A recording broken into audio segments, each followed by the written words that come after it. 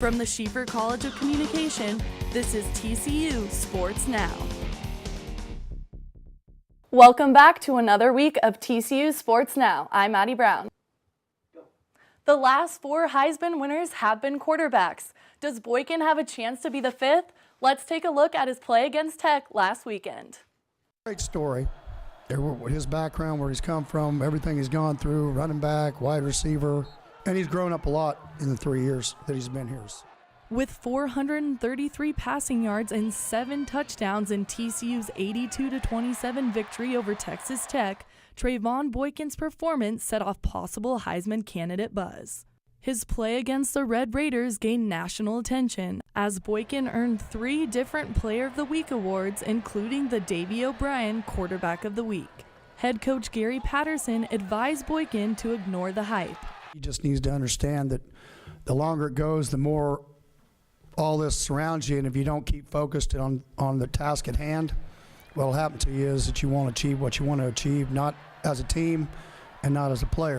Patterson said the best thing Boykin can do is focus on the team's pyramid of success. Just keep climbing the pyramid over here. If we win a lot of ball games, and that probably means he has some great stats, and I think he'll be a guy that's had a great year that'll be considered. TCU kicks off Big 12 play on Saturday in Fort Worth. Let's take a look at the matchup. After 2 bye weeks in the beginning of the season, TCU has 7 consecutive games on the schedule before their next break. The Frogs' first test in the Big 12 will come this weekend against number 4 Oklahoma. The undefeated Sooners come into Amon G. Carter Stadium with wins over West Virginia and Tennessee. Gary Patterson is looking forward to the challenge against his top-ranked team. Our kids are up to the challenge. Again, it's one of those things in this game, you got to play in the secondary. They're very good at play action, and then you got to stop the run, so you got to tackle, you got to play leverage. And offensively, for us to win this ball game, you got to play better in third downs. You got to when you get down there, you got to score points. Some players to watch out for this Saturday are both Trayvon Boykin and Trevor Knight. The 2 quarterbacks will be tested by going against the best secondaries in the Big 12. The last time TCU defeated Oklahoma was in 2005. The running back for the Sooners that year was Adrian Peterson. Since TCU joined the Big 12, Oklahoma has defeated the Frogs the past 2 matchups. The game is set for 2:30 this Saturday and will be nationally televised on Fox Sports.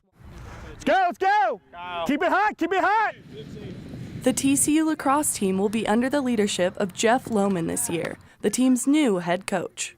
Really enjoyed the game of lacrosse and wanted to give back to the guys, want to get back to the game. Lohman played Division I lacrosse at St. John's University in New York City.